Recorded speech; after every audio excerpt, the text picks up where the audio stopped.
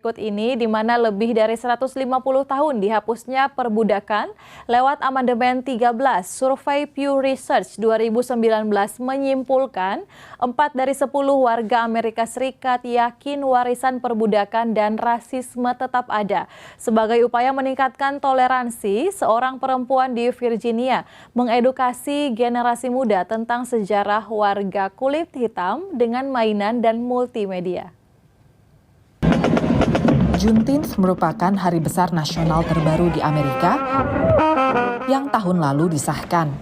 Singkatan dari June 19th atau 19 Juni, Juneteenth merayakan ditandatanganinya proklamasi emansipasi oleh Presiden Abraham Lincoln tahun 1865 yang mengakhiri perbudakan di Amerika Serikat. It's a celebration of the emancipation of African Americans who were enslaved, but it's also a day of remembrance.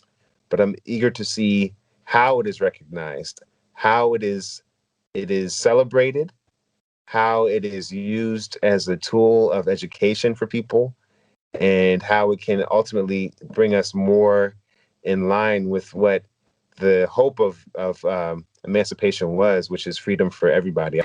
Namun nyatanya tidak semua orang di Amerika memahami pentingnya edukasi sejarah warga kulit hitam di negara ini.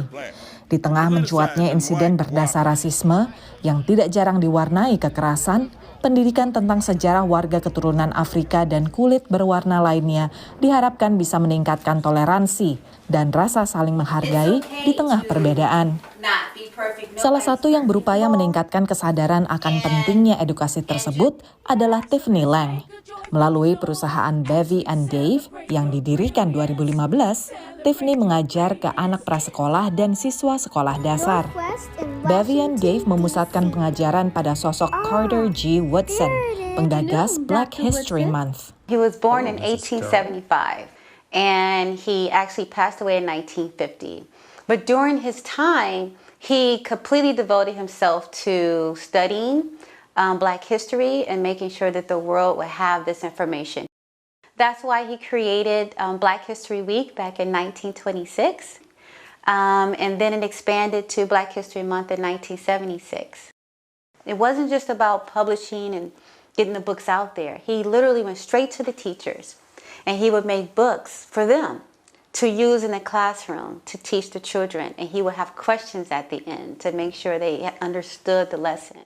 And he also created other things like the Negro History Bulletin that would go out once a month to teachers for people to have to learn more detail about what they didn't know.